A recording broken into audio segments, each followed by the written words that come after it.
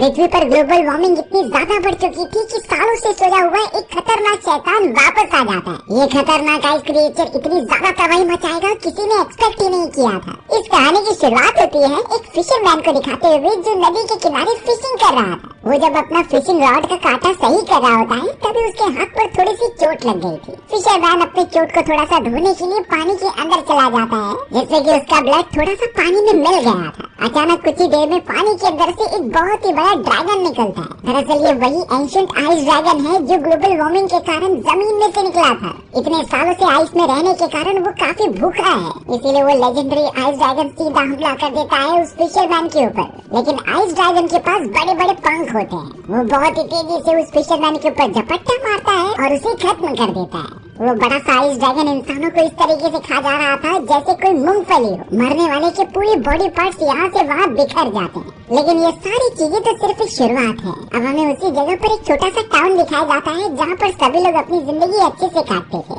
उस जगह पर तो फिलहाल के लिए जैक नाम का एक आदमी आता है। कुछ समय पहले जैक के ब्रदर की कार एक्सीडेंट में मृत्यु हो चुकी थी। उसके बाद से उसकी जिंदगी एकदम अकेली हो चुकी है और वो तो एक कारपेंटर का काम करता है अलग अलग जगह जाकर। फिलहाल के लिए जैक एक रेस्टोरेंट के पास चला गया और वहाँ की कुछ चीजों को ठीक करने लगा होता है। अब उस रेस्टोरेंट में क्लेयर नाम की एक लेडी काम किया करती थी। उसकी नजर जब जैक के ऊपर जाती है तो शायद वो उसे पसंद करने लगी थी। ऑब्वियस बात होती है कि जैक दिल का बहुत ज्यादा अच्छा था। वो तो बिना बताए किसी की मदद करने लग जाता। क्लेयर तो अब यहाँ जैक के लिए थोड़ी कॉफी भी लेकर जाती है, बट बाहर निकलते ही वहाँ पर डॉक्टर डेविड आ चुका था। डॉक्टर डेविड क्लेयर को पसंद करता है और वो नहीं चाहेगा कि कोई दूसरा आदमी क्लेयर से फ्लर्टिंग या फिर उसके पास जाए। डॉक्टर डेविड तो अब यहाँ क्लेयर की वो कॉफी लेकर उससे कहता है कि हमें आज घूमने जाना है, हम साथ में बहुत ज्यादा एंजॉय करेंगे। बट क्लेयर को डॉक्टर डेविड में कुछ भी इंटरेस्ट नहीं था। वो तो उसे मना करके यहाँ से भेज देती है। बट उसे बुरा लग रहा था कि जो कॉफी उसने जैक के लिए लेकर आई थी वो डॉक्टर डेविड लेकर चला गया।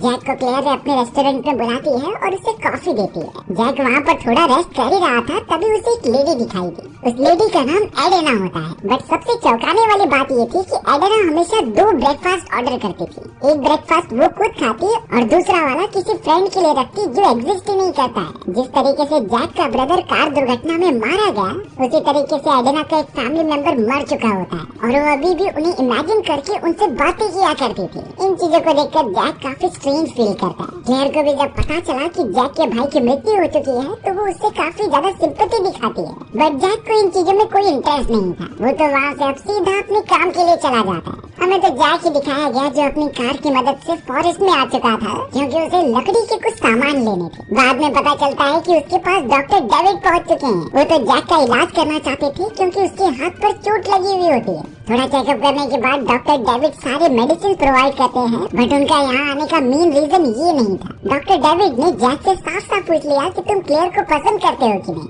पर जैक ने इसका आंसर नो में दिया। वो यहाँ पर सिर्फ अपना काम करने आया है और उसके भाई की इंश्योरेंस पॉलिसी वाली सारी चीजें उसे मिल जाएंगी तो वो ये सिटी छोड़कर चला जाएगा। डॉक्टर डेविड ये बातें सुनकर खुश हो जाते हैं और वहाँ से जाने लगते हैं, पर उन्हें क्या पता कि शायद ये उनका आखिरी विजिट हो सकता है। अब डॉक्टर डेविड एकदम बेफिक्र होकर वहाँ से निकल रहे थे। उन्हें शुरुआत से यही टेंशन था कि कहीं क्लेयर जैक को नापसंद करने लग जाए, इससे तो वो पूरी तरीके से उसकी लाइफ से अलग हो जाएगा। अब डॉक्टर डेविड कुछ समय तक उसी जंगल में अपना टाइम गुजारते हैं क्योंकि ये चीजें उन्हें अच्छी लगती थी। थोड़ा आगे बढ़ने पर उन्हें कुछ आवाजें सुनाई दी जिससे कि वो थोड़ा सा डर जाते हैं। पर फॉरेस्ट में इस तरीके के जानवर होते थे जो अजीब तरीके की आवाजें निकालते। डॉक्टर डेविड बेफिक्र होकर जब आगे बढ़ ही रहे थे तो आसमान में उन्हें वही क्रिएचर दिखाई दिया। वो लेजेंडरी आइस क्रिएचर उड़ते हुए सीधा डॉक्टर डेविड की तरफ ही बढ़ रहा था। डेविड इतना ज्यादा डर गया कि सीधा एक जगह पर जाकर छुप जाता। थोड़ी देर तक वहीं पर रहने के बाद उसे लगा कि वो ड्रैगन चला गया होगा।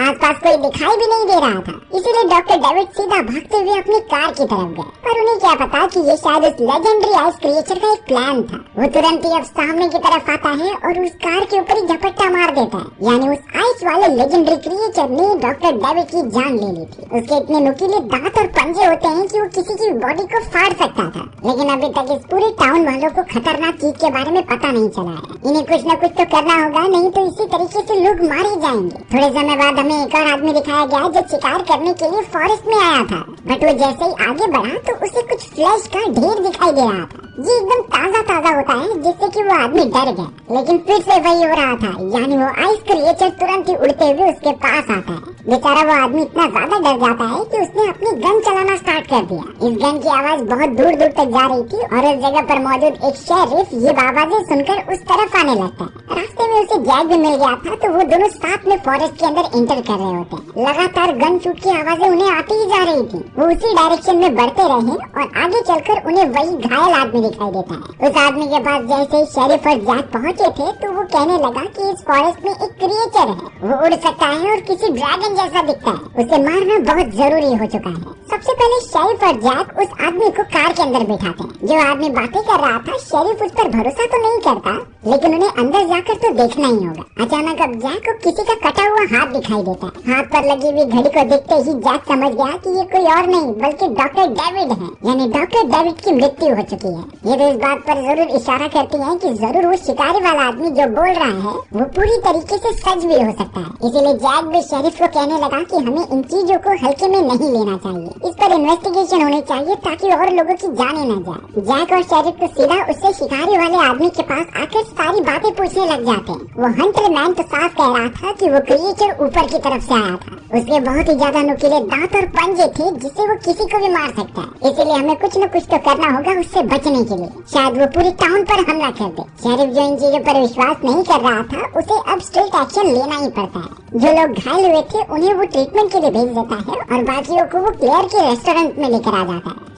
शेरिफ तो अब सभी को बताने लगा था कि हमारे टाउन में कुछ ऐसा प्रेडेटर आ चुका है जो लोगों को लगातार मार रहा था। तो जब तक हम उस प्रेडेटर के बारे में कुछ पता नहीं कर लेते और उसे पकड़ नहीं लेते, तब तक लोगों को घर के अंदर ही रहना पड़ेगा। चाहे कुछ भी हो, वो अपने घर से बाहर ना निकले, क्योंकि इसमें खतरा हो सकता है। थोड़ी देर में एक और शेरिफ जिसका नाम सूजी होता है, वो तो डॉक्टर डेविड का कटा हुआ हाथ लेकर आ जाती है। क्लेयर को जब ये पता चला तो वो बहुत ही ज्यादा रोने लगी। बाकी लोग भी ये चीजें देखकर एकदम चौंक जाते हैं, लेकिन शेरिफ ने सूजी को वापस ये पुलिस स्टेशन लेकर जाने के लिए कहा, क्योंकि ये खतरनाक चीजें लोगों को और ज्यादा डरा सकती हैं। शेरिफ ने जब सिक्योरिटी रीजंस की बात की कि लोगों को घर के अंदर ही रहना है, तो वहाँ के लोकल लोग कहने लगे कि अब तो हमारा एक बहुत ही बड़ा फेस्टिवल आने वाला है। ये फेस्टिवल हमारे टाउन में बहुत धूमधाम से मनाया जाता था और इसका सभी लोग बहुत बेसब्री से वेट करते थे। वो सभी इस तरीके से अपने फेस्टिवल को छोड़ नहीं सकते। जैक का मानना था कि हमें फेस्टिवल पोस्टपोन करना होगा जब तक हम प्रेडेटर के बारे में कुछ पता न लगा पाए। बट शेरिफ पता नहीं क्यों कहने लगे कि फेस्टिवल उसी टाइम पर होगा। अगर हमने फेस्टिवल पोस्टपोन किया तो यहाँ के टाउन के लोगों का हम पर से विश्वास ही उड़ जाएगा, यानी वो सब अपनी जान खतरे में डाल रहे हैं एक फेस्टिवल के लिए। पता नहीं वो क्रिएचर आगे चलकर कितने लोगों की जाने लेगा। उस क्रिएचर ने थॉमस नाम के एक आदमी पर भी हमला कर दिया। हमें वहाँ पर उस क्रिएचर के बारे में और ज्यादा पता करना चाहिए। हमें तो अब ट्रेविस नाम का एक रिटायर्ड सोल्जर दिखाया जाता है जो कि बाइनोकुलर से यहाँ वहाँ देख रहा था। तभी अचानक उसे वो ड्रैगन दिखाई दिया जो बड़े बड़े पंख लेकर हवा में उड़ता जा रहा होता है। अब ट्रेविस को ये चीजें बहुत ही ज्यादा शक वाली लगती हैं। वो इस तरीके से कैसे इतने बड़े क्रिएचर को आसमान में घूमने दे सकता था। ये लोगों के लिए बहुत ही ज्यादा खतरा हो सकता है। तो ट्रेविस सीधा गन उठाता है और अपनी कार से उसका पीछा करने लगता है। क्रिएचर अभी आसमान में ही था तो ट्रेविस नीचे उतरकर उस पर फायर करता है। बट अफसोस उस आइस ड्रैगन की स्पीड काफी ज्यादा थी जिससे कि वो कहीं दूर चला गया। अब बेचारा ट्रेविस इन चीजों के बारे में किसे बताए। तभी वहाँ पर वही सूजी नाम की शेरिफ आ जाती है, जिससे कि वो सब कुछ समझा रहा था कि मैंने एक बहुत ही बड़े क्रिएचर को देखा है जो हवा में उड़ रहा था। उसके ऊपर मिलिट्री फोर्सेस से हमला करके उसे खत्म करना चाहिए। लेकिन सूजी यही समझ रही थी कि ट्रेविस ने बहुत ही ज्यादा ड्रिंक कर लिया। वो कुछ भी बेकार की बातें कर रहा है जो चीजें एग्जिस्ट ही नहीं करती। ट्रेविस की बातों पर कोई भी भरोसा ही नहीं कर रहा था कि उनके टाउन में एक बड़ा सा उड़ने वाला क्रिएचर आ चुका है। शायद जब वो ड्रैगन सभी को मारना स्टार्ट करेगा तभी वो उसके ऊपर भरोसा करेंगे। ट्रेविस इस तरीके से बैठ तो नहीं सकता था, इसीलिए वो टाउन में आ जाता है सभी को बताने के लिए। सूजी ने तो अब यहाँ अपने सीनियर शेरिफ को कॉल लगाया इन चीजों के बारे में बताने के लिए कि यहाँ के लोग कुछ अजीब से क्रिएचर के बारे में बात कर रहे हैं। लेकिन हमें शेरिफ दिखाया गया जो कि थॉमस नाम के उसी आदमी के पास आया था जिसके ऊपर हमला करने की खबर मिली थी। अब जैसे ही वो थॉमस के फार्म में जाता है तो उसका पैर फिसल गया, वो भी बहुत सारे खून की वजह से। शेरिफ की नजर जैसे साइड में पड़ती है तो पता चला कि थॉमस की डेड बॉडी वहाँ मौजूद थी। इतनी बुरी तरीके से उसे मारा गया था कि उसके बॉडी पार्ट्स अलग हो चुके थे। बेचारा शेरिफ इतना ज्यादा डर जाता है कि वो वहीं बेहोश हो गया। अब ट्रेविस ट्रेवल करते हुए सीधा एक रेडियो स्टेशन के पास पहुंचता है। ये रेडियो स्टेशन पूरे टाउन में फैला हुआ था जो कि हर एक न्यूज उन्हें बताया करता। वहाँ पर काम करने वाली हेन नाम की लड़की को ट्रेविस बार बार रिक्वेस्ट करता है कि ये अनाउंस करने के लिए कि टाउन में एक उड़ने वाला क्रिएचर आ चुका है। उससे बचने के लिए लोग अपने घर में ही छुपे रहें और बाहर ना आए। बट हेन इस तरीके से किसी द्वारा कहे गए न्यूज को ब्रॉडकास्ट नहीं कर सकती। उसे गवर्नमेंट ऑफिशियल से पूछना पड़ेगा। ट्रेविस बार बार फोर्स कर रहा था, लेकिन हेन ने इसके लिए मना कर दिया। शायद इसका अंजाम उन्हें बाद में मिलने वाला है। ट्रेविस वहाँ से ट्रेवल करते हुए कुछ लोगों को बोलता है और फार्ली नाम की अपनी नेबर को समझाता है कि हमें यहाँ से निकलना होगा। क्रिएचर उड़कर कभी भी यहाँ आ सकता है। बट बाकियों की तरफ फार्ली को भी इन चीजों पर भरोसा नहीं हो रहा था। ट्रेविस को भी नहीं समझता कि आखिर वो इस सिचुएशन में क्या करे। उस जगह पर फेस्टिवल का टाइम चालू हो चुका था तो सूजी एक मेगाफोन लेकर सभी को इंस्ट्रक्शन देने लगी होती है। अब उसकी आवाज ज्यादा थी जो ऑब्वियसली बहुत दूर से भी सुनने लायक हो सकती है। सभी लोग अचानक अब ऊपर की तरफ देखने लगे, जो और कोई नहीं बल्कि वो क्रिएचर था जो ये आवाज सुनकर तुरंत ही सूजी पर हमला कर देता है। उसने एक ही बार में सूजी की पूरी बॉडी को अलग कर दिया था और ये पूरा हादसा वहाँ के सभी लोगों के सामने होता है, जिससे कि शायद अब वो भरोसा कर लेंगे। बेचारे टाउन वाले सभी यहाँ से वहाँ अपनी जान बचाकर भागने लगे।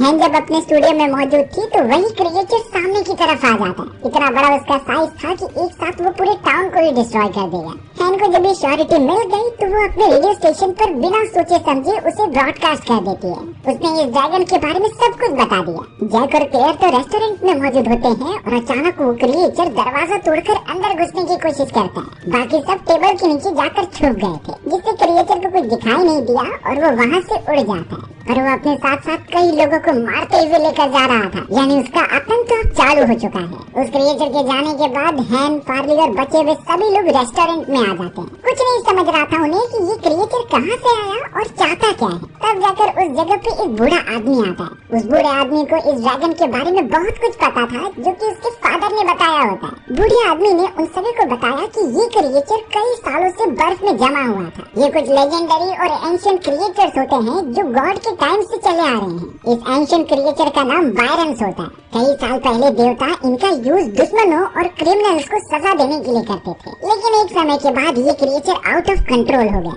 इनफैक्ट इसने तो ओडिन और कई सारे देवताओं पर हमला करने की भी कोशिश की। तो अब सजा के तौर पर सभी देवताओं ने मिलकर इसे हमेशा हमेशा के लिए बर्फ में कैद कर दिया। तो अब ओल्ड मैन को यही लगता है कि शायद हम जितनी पॉल्यूशन फैला रहे हैं और ग्लोबल वार्मिंग की वजह से वो बर्फ पिघल गई होगी। रिजल्ट यही निकलता है कि क्रिएचर उस कर्ज से आजाद हो गया है और उसके अंदर इतनी ज्यादा भूख है कि जब तक वो सारे इंसानों को नहीं खा लेगा तब तक वो शांत नहीं बैठेगा। जाकर वहाँ मौजूद सभी लोग इतना ज्यादा डर चुके होते हैं कि वो अब क्रिएचर के सामने नहीं आना चाहते थे। बट फिर भी उसे खत्म करने का रास्ता तो ढूंढना ही होगा, नहीं तो इसी तरीके से कई लोग मारे जाते रहेंगे। जैक ने जब यहाँ उस ओल्ड मैन से पूछा कि इस क्रिएचर को मारने का तरीका क्या है, तो ओल्ड मैन बताने लगी कि एंशिएंट लोग इस क्रिएचर को खत्म करने के लिए सिर्फ इंसानों की बलि देते थे, यानी इसे खत्म करने का कोई रास्ता ही नहीं है। अब जैक इस तरीके से तो बैठ नहीं सकता था, इसीलिए वो उस क्रिएचर के बारे में कुछ पता लगाने के लिए चला जाता है। उसके साथ तो क्लेयर भी चली गई होती है। वो दोनों जब अपनी कार में थे तो उड़ते हुए ड्रैगन को साफ देख पा रहे होते हैं। वो उसी का पीछा करने लगी जो फॉरेस्ट के एकदम बीचों बीच जाता है। ट्रेवल करते हुए वो उस जगह पर पहुंचे जहाँ क्रिएचर ने अपना नेस्ट बनाया था, यानी वो इसी जगह पर अपना स्टे किया करता है। दूसरी तरफ हमें ट्रेविस दिखाया जाता है जो अपने ट्रक की मदद से जब आगे बढ़ रहा था तो उसे बहुत सारी क्रैश हुई व्हीकल दिखाई देते हैं जिनके चारों तरफ ब्लड लगे हुए थे। अब इस बात होगी कि यहाँ ड्रैगन ने हमला किया होगा और तो वहाँ पर कोई भी सर्वाइवर दिखाई नहीं देता। यहाँ दूसरी तरफ हेन लगातार ट्राई कर रही थी कि वो किसी सोल्जर या फिर आर्मी से कनेक्ट कर सके, लेकिन वहाँ का इलेक्ट्रिसिटी सिस्टम भी खराब हो चुका होता है। अब हमें वो शेरिफ दिखाया गया जो कि अपने व्हीकल में बैठकर टाउन में वापस आ रहा था। चारों तरफ की चीजें एकदम बिखरी देखकर वो काफी शॉक हो गया और वहाँ के लोगों से पूछने लगा, पर उसके प्रेजेंस को शायद उस क्रिएचर ने जान लिया था। वो सीधा उड़ते हुए अब शेरिफ के पास आने लगता है। ओल्ड मैन जो रेस्टोरेंट में मौजूद था वो शेरिफ को जल्द से जल्द आने के लिए कहता है, बट थोड़ी सी देरी की वजह से क्रिएचर ने शेरिफ को पकड़ लिया और जिंदा ही खाते हुए वहाँ से दूर लेकर चला गया। बेचारा शेरिफ भरी जवानी में मारा जाता है। जैक धीरे धीरे गाड़ी को आगे लेकर जाता है और क्लेयर को एक गन देकर इसी व्हीकल में रहने के लिए बोलता है। जैकब अकेले ही थोड़ा सा आगे जाने लगा था और उसे उस क्रिएचर का नेस्ट भी मिल जाता है। क्लेयर आराम से बैठी हुई थी, बट थोड़ी ही देर में वहाँ वो क्रिएचर आ गया जो कि उसकी बॉडी की स्मेल को सूंघ रहा था। क्लेयर तो शांति से रहती है, बट क्रिएचर ने ट्रक के ऊपर हमला करना स्टार्ट कर दिया। क्लेयर तो गन की मदद से लगातार शूट करते जा रही थी। आवाज सुनते ही जैक तुरंत ही उसके पास भागने लगा। ट्रक के अंदर तो क्लेयर भी नहीं होती। फिर बाद में पता चला कि वो ड्रैगन यहाँ से जा चुका है और क्लेयर साइड में जाकर छुप गई थी। वो तो जैक को देखकर अपने गले लगा देती है। थोड़ी देर में वहाँ ट्रेविस पहुँचा जिसके पास भी गन मौजूद थी। वो बताने लगा कि हमें यहाँ से निकलना होगा। क्रिएचर टाउन के लोगों पर हमला करता ही रहेगा जब तक हम उसे खत्म नहीं कर देते, और ये काम हम सब एक साथ मिलकर करेंगे तो सबसे बेस्ट होगा। इसीलिए अब वो तीनों वापस टाउन की तरफ आने लगे थे। रास्ते में जैक यहाँ हैन से कांटेक्ट करने की कोशिश करता है। हैन ने यहाँ पर साफ कह दिया था कि वो शेरिफ अब मारा जा चुका है, इसीलिए अब हम उनसे कांटेक्ट भी नहीं कर पा रहे हैं और एंटेना भी काफी वीक हो गया है। फिलहाल के लिए जैक, क्लेयर और ट्रेविस उस हाइड आउट एरिया में पहुँचते हैं जहाँ पर वो सभी छुपे हुए थे। उनका ये रिक्वायरमेंट होता है कि मिलिट्री फोर्सेस से कांटेक्ट किया जाए और उन्हें यहाँ बुलाकर इवैक्यूएशन प्रोसेस स्टार्ट किया जाए। बट हैन बताती है कि एंटेना इतना ज्यादा स्ट्रॉन्ग नहीं है जो इस तरीके की फ्रीक्वेंसी को ट्रांसफर कर सके। पर तभी हैन ने बताया कि पास ही वाले एक स्टोर में बड़ा एंटेना रखा गया है, अगर हम उससे रिप्लेस कर दे तो फ्रीक्वेंसी भेजी जा सकती है। जैक इसीलिए सीधा निकल पड़ा उस दूसरे घर से एंटेना को लाने के लिए। रास्ते में उन्हें उस मरे हुए शेरिफ की कार मिल जाती है जिसके अंदर देखने पर कई सारे वेपन्स मौजूद थे। वो उन्हें सारे वेपन्स और बुलेट्स को लेकर ट्रेविस को दे देते हैं ताकि उस सर्वाइवर्स में ये इक्वली बांट दे। उन सभी को सबसे पहले अपनी प्रोटेक्शन करना आना चाहिए। जैक तो अब उस बड़ी से एंटीना को लेकर घर के ऊपर चले गया और वीक एंटीना को निकालकर उसे फिट करने लगा। वहाँ पर कई स्क्रूज मौजूद थे जिसे वो लगातार लगा तो रहा होता है, बट ऊपर की तरफ से हमें वही क्रिएचर दिखाई दे रहा था जो उनकी तरफ बढ़ रहा है। हैन ने तो उन्हें देख लिया था, इसीलिए वो जैक को जल्दी करने के लिए कहती है। जैक को और ज्यादा टाइम मिल जाए इसलिए हैन ने उसके ऊपर फायर कर दिया। जैक जल्द से जल्द एंटीना को लगाकर नीचे आ जाता है, नहीं तो थोड़ी देर होती तो वो क्रिएचर उसे भी मार देता। उस हाइड आउट एरिया पर आने के बाद वो एंटीना कनेक्ट करते हैं और पास वाले मिलिट्री स्टेशन से कांटेक्ट करते हैं। धीरे धीरे जब कनेक्शन मिल रहा था तो जैक ने डायरेक्टली नहीं कहा कि हम पर क्रिएचर का अटैक हुआ है। वो बहाना बनाकर ये बोल देता है कि यहाँ एक गैस एक्सप्लोजन होने वाला है, इसीलिए यहाँ जितने भी सर्वाइवर्स बचे हैं उन्हें यहाँ से इवैक्यूएट करना होगा। बट थोड़ी ही देर में वो सारे कनेक्शंस भी टूट जाते हैं। जैक और बाकी लोगों को नहीं पता था कि मदद आने वाली भी है कि नहीं। ऐसा भी हो सकता है कि वो हमेशा हमेशा के लिए यहीं फंसे रह जाएं और क्रिएचर एट दैन उन सभी को खत्म ही कर देगा। ट्रेविस और फार्ली जब कुछ इम्पोर्टेंट सामान लेकर आ रहे थे तो ऊपर की तरफ वही ड्रैगन आ गया था। उसने तो अब बहुत बुरी तरीके से सब पर हमला करना स्टार्ट कर दिया, जिसमें फार्ली भी घायल हो जाता है। जैक उसकी किसी भी तरीके से मदद करता है और बचा तो लेता है, लेकिन वो इतने सारे लोगों को मारता जा रहा था जैसे कि उसकी भूख बढ़ती जा रही है। हमें अब उस ड्रैगन का नेस्ट दिखाया गया जहाँ पर डॉक्टर डेविड अभी भी जिंदा थे, लेकिन जब उन्होंने ध्यान से देखा तो पता चला यहाँ उस ड्रैगन के अंडे मौजूद हैं। क्रिएचर तो उस जगह पर भी आकर उसे खत्म कर देता है। उसने तो डॉक्टर की आधी बॉडी उस रेस्टोरेंट के पास फेंकी थी। अब जैक और बाकी लोग इस तरीके से शांत तो नहीं बैठने वाले। उनके पास जो वेपन्स होते हैं वो उससे लगातार फायर करने लगे, जिससे कि ड्रैगन को काफी चोट पहुंचती है और वो वहाँ से दूर भागने लगता है। तो जैक और बाकी बचे हुए लोगों ने डिसाइड किया कि वो फॉरेस्ट में जाएंगे और उस ड्रैगन के साथ साथ उसके नेस्ट में मौजूद अंडों को भी खत्म कर देंगे। थोड़ी देर में वो वहाँ पर पहुँच जाते हैं और ट्रेविस तो चाहता था कि इन अंडों को डिस्ट्रॉय कर दिया जाए। वो इस अंडों का यूज करेगा उस ड्रैगन को अट्रैक्ट करने के लिए। सबसे पहले उसने डिसाइड किया कि वो इन अंडों को एक ट्रक के ऊपर रखेगा और उसे दूर लेकर जाएगा पहाड़ों की तरफ। बट ये काम वो अकेले ही करना चाहता था क्योंकि ये बहुत रिस्की हो सकता है। जैसे ही अब जैक उस ट्रक में अंडों को लेकर आगे बढ़ने लगा तो क्रिएचर उसके ठीक पीछे होता है। उसे अपने अंडों को बचाना था किसी भी तरीके से। ड्रैगन तो ट्रक के ऊपर पूरा चढ़ के उसे डिस्ट्रॉय करने लगा, बट जैक का प्लान साफ था। वो एक पहाड़ी वाले इलाके पर आता है और किनारे से जैसे ही ट्रक नीचे जाने वाली थी वो कूद जाता है, यानी कि ड्रैगन ट्रक में मौजूद अंडों के साथ ही उतनी ऊंचाई से गिरकर मारा गया। बट सबसे अच्छी बात थी कि वो क्रिएचर खत्म हो गया। जैक वापस से टाउन में आकर वहाँ अपनी जिंदगी गुजारता है। हमारी भी कहानी यही खत्म हो गई थी। सो व्यूअर्स, आपको स्टोरी कैसी लगी कमेंट सेक्शन में बताना भूलना मत। और अगर आपको मेरा एक्सप्लेनेशन 1% भी अच्छा लगा होगा ना तो वीडियो को लाइक एंड चैनल को सब्सक्राइब जरूर कर देना। मिलते हैं इसी तरीके के मजेदार वीडियोस में, तब तक के लिए बाय।